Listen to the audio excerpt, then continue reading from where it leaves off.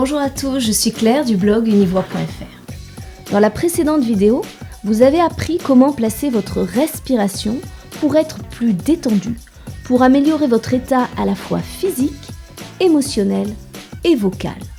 Car c'est votre souffle qui porte votre message et c'est le pilier de votre voix.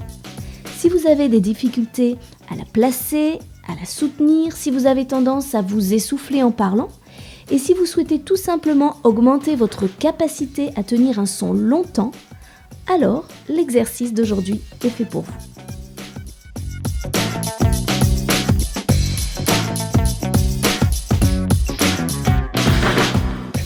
Donc ce qu'il ne faut pas faire, c'est... Vous voyez, vous mettez l'air ici, vous avez les épaules qui se relèvent, le ventre qui se creuse, c'est pas bon du tout.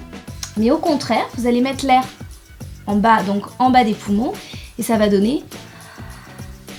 Vous allez sentir le ventre se gonfler et une ouverture de chaque côté des côtes flottantes. Une fois que vous avez bien saisi cette mécanique de la respiration, vous allez placer un S avec un Z pour contrôler votre flux d'air.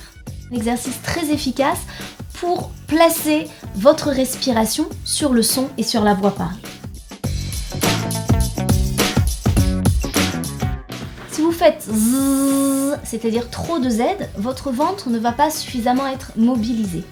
D'un autre côté, si vous faites trop de S, là pour le coup, il n'y a plus de son qui sort. Donc c'est une juste combinaison entre les deux pour parvenir à faire un son qui à la fois soit sonore et audible et qui en même temps mobilise toute cette partie-là. Donc je vous montre une fois.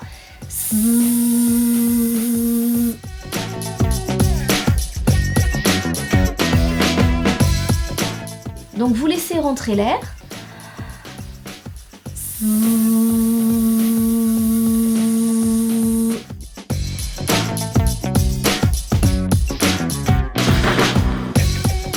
Le but, c'est d'essayer de le faire durer le plus longtemps possible en gardant un souffle continu. C'est-à-dire pas ça, mais au contraire quelque chose de régulier.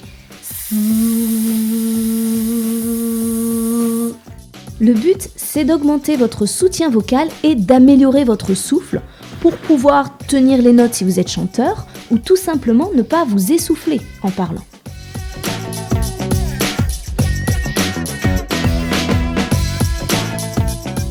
Donc allez-y, vous allez tenir le S pendant 6 secondes. 1, 2, 3, 4, 5, 6. Vous pouvez ensuite passer à 8.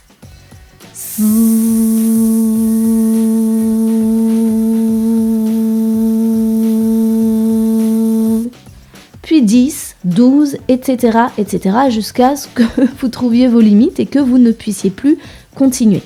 Et vous pouvez en faire quelques-uns, comme ça vous allez voir en plus ça détend énormément.